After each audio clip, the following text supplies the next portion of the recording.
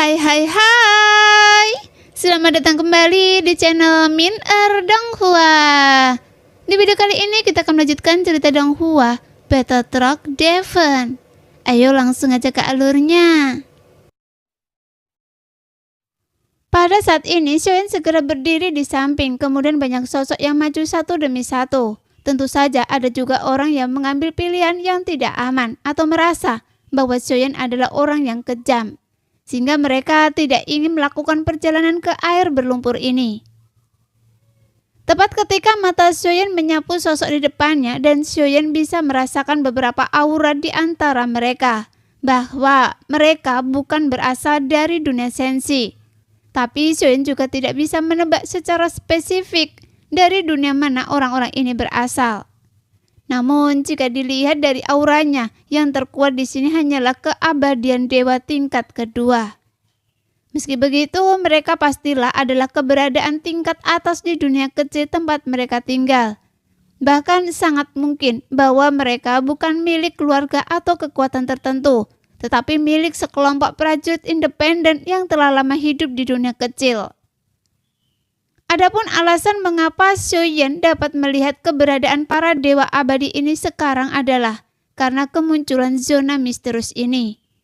Bagaimanapun hal semacam ini dapat menghasilkan daya tarik yang sangat besar, karena yang perlu dikendalikan setelah menembus keabadian dewa adalah kekuatan aturan, dan inti dari asal mula adalah milik aturan. Selama seseorang bisa mendapatkan salah satunya, maka mereka bisa berlatih di sini. Oleh karena itu, sebagian besar orang di sini mungkin datang ke sini karena adanya jiwa kekosongan. Bagaimanapun itu milik asal mula jiwa, dan kemampuannya juga sangat menarik. Ia dapat dengan cepat melakukan perjalanan melintasi dunia dan sangat mempersingkat waktu perjalanan. Karena sumber milik asal mula jiwa, dia juga berisi aturan ruang. Jika mereka dapat memahaminya, maka tidak mudah bagi mereka yang bisa mengontrol aturan ruang, dapat membunuh mereka selama pertempuran dengan mudah.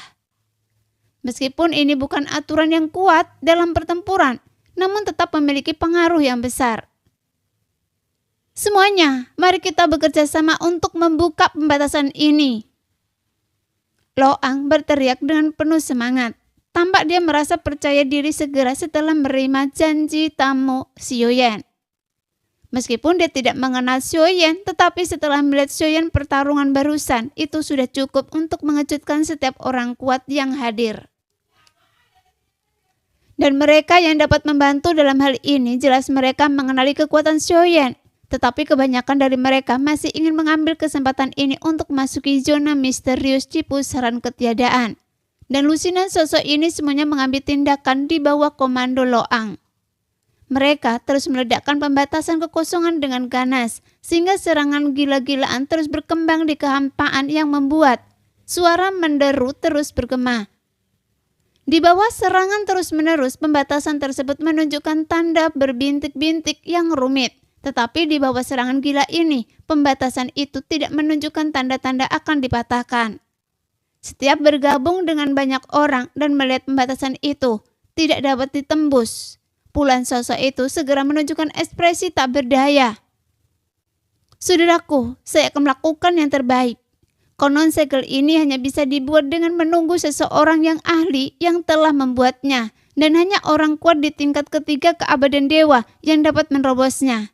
Oleh karena itu, kami tidak punya pilihan selain terus menunggu. Mendengar itu, mata Xiaoyan sedikit menyipit, kemudian dia melangkah maju dengan telapak kakinya. Anda masih ingin menunggu dan mundur? Suara itu keluar perlahan. Xiaoyan melihat pembatasan di depannya yang membuat mata semua orang dipenuhi dengan ketakutan, dan mereka semua ingin melihat apakah Xiaoyan dapat memecahkan pembatasan tersebut. Kemudian semua orang melihat Xiaoyan tiba-tiba memasukkan tangannya ke dalam jubah bersulam, dan dia kemudian mengambil sesuatu di tangannya. Dan sebuah cahaya biru terang tinta tiba meledak karena marah. Bukankah itu adalah bola roh? Semua orang yang bersembunyi di kegelapan tercengang saat Goyan muncul. Bunuh 1000 pisau sialan, apa yang Anda lakukan? Mengapa Anda menyeret saya dari jubah Anda dengan kasar? Goyan tiba-tiba meraung dan enggan, tetapi setelah cahaya biru yang menyebar telah menyusut dan pembatasan kehampaan di depannya sedikit mengendur. Namun pada saat ini Soen tiba-tiba menarik pandangan pada Goyan. Kemudian Soen segera mundur selangkah dan duduk bersila dalam ketiadaan, sehingga mata semua orang menunjukkan kebingungan. Bahkan Ye Beijing dan Xiao Jueli berada di belakang memiliki tatapan aneh. Dia persis seperti orang di kehidupan sebelumnya dengan niat licik yang mendalam.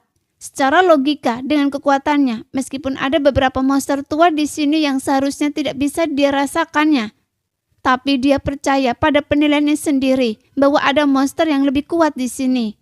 Jadi dia menggunakan bola roh untuk menarik orang lain, kata Ye Beijing dalam hatinya. Jelas pembatasan di sini tidak seperti yang dikatakan Loang.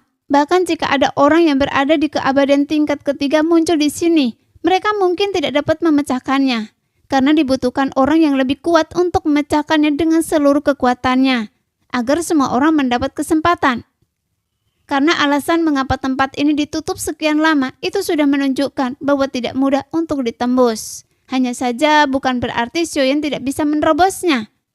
Alasan dia tidak mengambil tindakan adalah untuk menarik keluar orang kuat yang bersembunyi. Jika kalian terus bersembunyi, maka kita akan menunggu di sini bersama.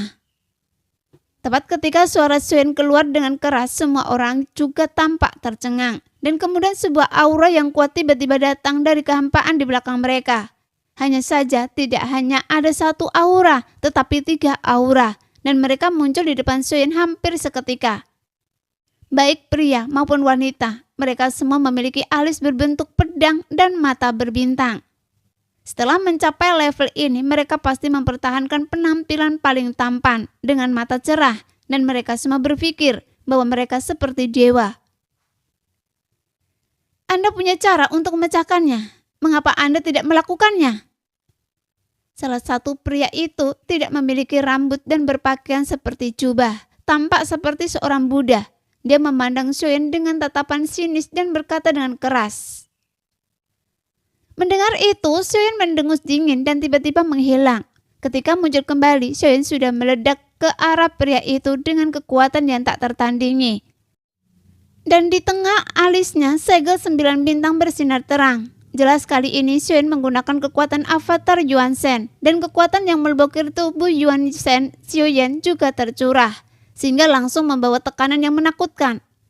Melihat Xiaoyan langsung menyerangnya, pria itu jelas tidak menyangka bahwa Xiaoyan tiba-tiba mengambil tindakan. Jadi dia hanya bisa mengayunkan tinjunya ke depan. Tuar! Tepat ketika tinju pria itu bertabrakan dengan tinju Xiaoyan, tubuhnya terlempar ke belakang dan jubah bersulam di lengannya juga hancur berkeping-keping. Pada saat ini pria itu memandang Xiaoyan dengan marah. Bagaimanapun dia telah hidup begitu lama dan dia telah berhati-hati saat dia berbicara. Jika tidak, dia akan mati tanpa menyadarinya. Namun Xiaoyan memandang pria itu dengan acuh tak acuh, dan ketika dia menutup dan membuka matanya, bintang kembar bersinar. Namun pria lain, dia dan wanita itu segera membungkuk pada Xiaoyan dengan tangan terkepal.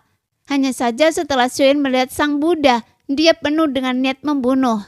Meskipun tidak jelas apakah alam 9 surga telah membentuk aliansi dengan Taishu. Tapi setidaknya ketika Xiaoyan melihat para Buddha ini di dunia sensi, Xiaoyan sangat marah, seolah-olah dia melihat orang-orang Taishu. Jadi reaksi pertama Xiaoyan tentu saja ingin membunuh mereka. Namun Buddha ini juga sangat kuat. Meskipun pukulan Xiaoyan hanya untuk membuat efek jerah dan tidak menggunakan kekuatan penuhnya. Tapi karena pria ini bisa menahan pukulan itu, setidaknya kekuatannya seharusnya berada di tingkat ketiga. Dan dari 9 sumber awal, seharusnya dia hanya berada di sekitar 4 sumber asal. Oleh karena itu, tekanan pada Xiaoyan tidak terlalu kuat. Saudaraku, saya Buddha Wuyan, dan dia adalah Buddha riasan tipis. Jika saudaraku punya cara untuk mengatasi masalah ini, jika butuh sesuatu, tanyakan saja. Pria dan wanita melaporkan nama mereka satu demi satu. Kemudian pria bernama Wuyan memandang Xiaoyan dan berkata dengan serius. Mari kita perkenalkan diri kita terlebih dahulu. Kami adalah orang-orang yang datang dari jauh dan saya harap saudaraku bisa mempersilahkan kami sebagai tamu. Tapi seharusnya Anda juga tahu aturannya.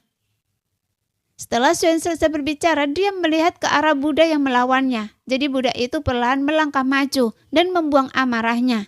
Kemudian dia segera memberi hormat dengan nama Buddha Jin. Saudaraku, tadi hanya salah paham, jadi tolong jangan dipedulikan. Bagaimanapun kami sudah lama menunggu di sini, tapi tidak ada yang bisa memecahkannya. Jika saudaraku bersedia mengambil tindakan, maka saya ingin memberi Anda harta, kata sang Buddha bernama Jin.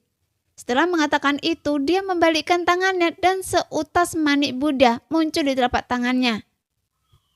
Saya tidak tahu apa yang ingin Anda lakukan. Tidak peduli berapa banyak harta karun yang terkandung di zona misterius magis saya, itu adalah milik Sensi. Soyen berkata tanpa melihatnya. Bagaimanapun ketiga orang ini tidak ada hubungannya satu sama lain dengan Soyen, dan masing-masing dari mereka tampak berpikir. Sepertinya tidak satu pun dari mereka mau memberitahunya dari mana mereka berasal. Nah, demikianlah video hari ini. Terima kasih sudah selalu menonton video Minute sampai selesai. Sampai jumpa lagi di video selanjutnya. Bye-bye.